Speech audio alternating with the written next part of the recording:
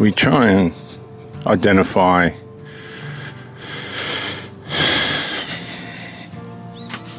the omission of behaviour and the commission of bad behaviour in somebody that we're in an intimate relationship with, the negligence and the disruptive, tormentive behaviour, sometimes as self-unawareness, and in some instances it is complete self-unawareness. The person is not self-aware. It's like their whole personality and character has changed. And the truth of the fact of the matter is, it does change. It can change. And it will change. You don't need to have drugs and alcohol for somebody to go evil. Evil's got a way of initiating itself in the mind and heart of somebody without any help from chemicals or alcohol or recreational drugs or these other things that people use. It will have its way if we allow it. And then, on the other hand, if we try and add chemicals and dope and these other things as a way of life, yeah, sure, it's probably going to help the pain, take away the pain, numb the pain, whatever the ailment is, but it's not going to really contribute anything psychological to you, because it disrupts the matrix of the mind. Now, for many, they love the buzz, they love the rush, they love the sensations that they get from contributing these chemicals, these poisons into their system. It's only temporary, but then when they wear off,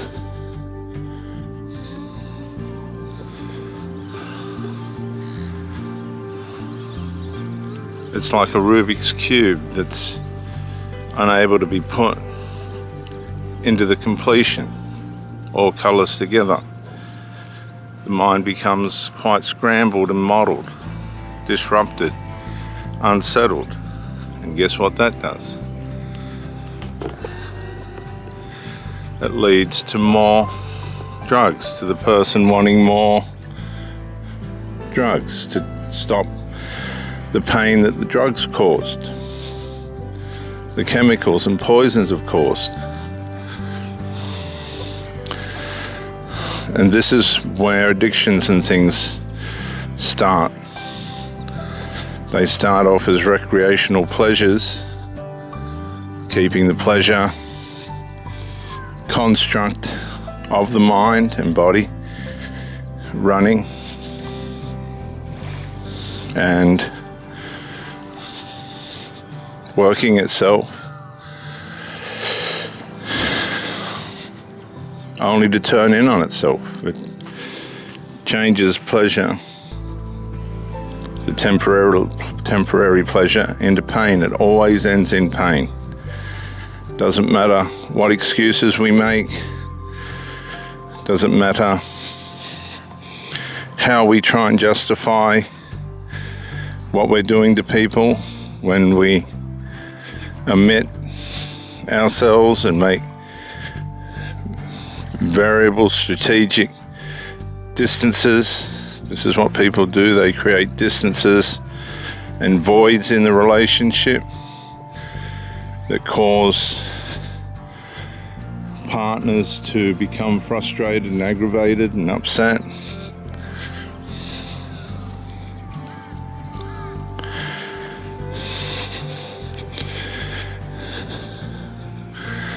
They start to spread their emotional intimacy wherever they can spend it, to give them the sense of connection and a sense of belonging in places that they don't belong, in situations that are not really ideal or the person anyway, or the people that they're involved with.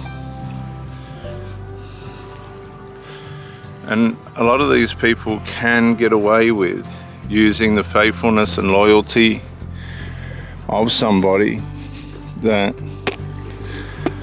is in a relationship with them for years and decades. A lot of people, men and women now, are saying, I spent decades with somebody that was simply just using me as a means of supply. They didn't really care. They didn't really bring in the adaptation to make the relationship what it should have been and what it could have been. And I let time slip through my fingers, and now the memories aren't worth the regret.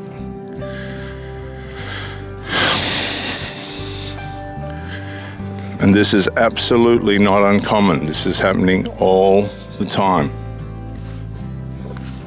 As people are becoming aware of narcissism and other personality disorders,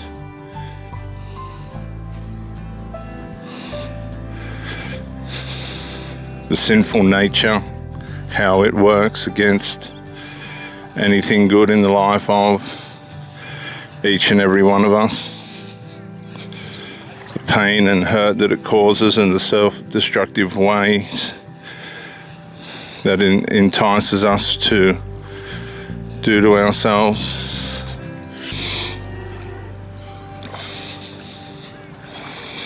People are becoming very well aware that there is a whole spiritual and psychological dimension working against us individually and collectively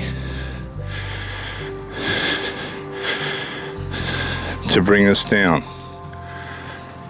to bring us closer to sickness, unhappiness, mental health disorders, physical disorders, and sadness and unhappiness and hate and violence. And we become desperate, particularly those that are addicts and these types of things, because the need to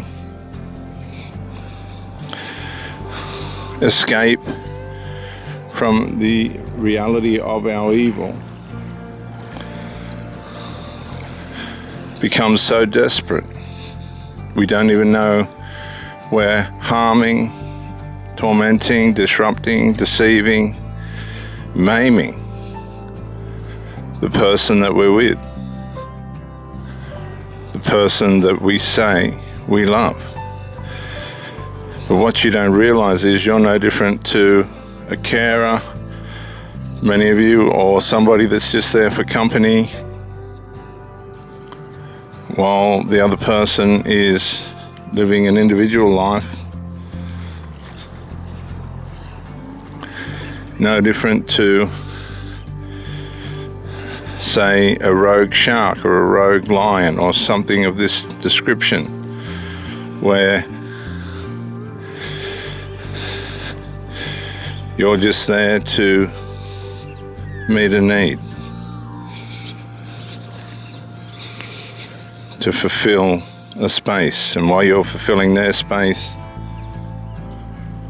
your space, who you are and what you need in your life, is just becoming a void, a black hole. That's how these people mislead you. And you start to wake up, you start to say to yourself, hang on a sec, this void, this space, this emptiness that I'm feeling is because of you. It's because you're not treating me right. It's because you're not doing this right. And you begin to wake up, see the light, begin to detach and decide that this person ain't right for you, and there must be a better way of life.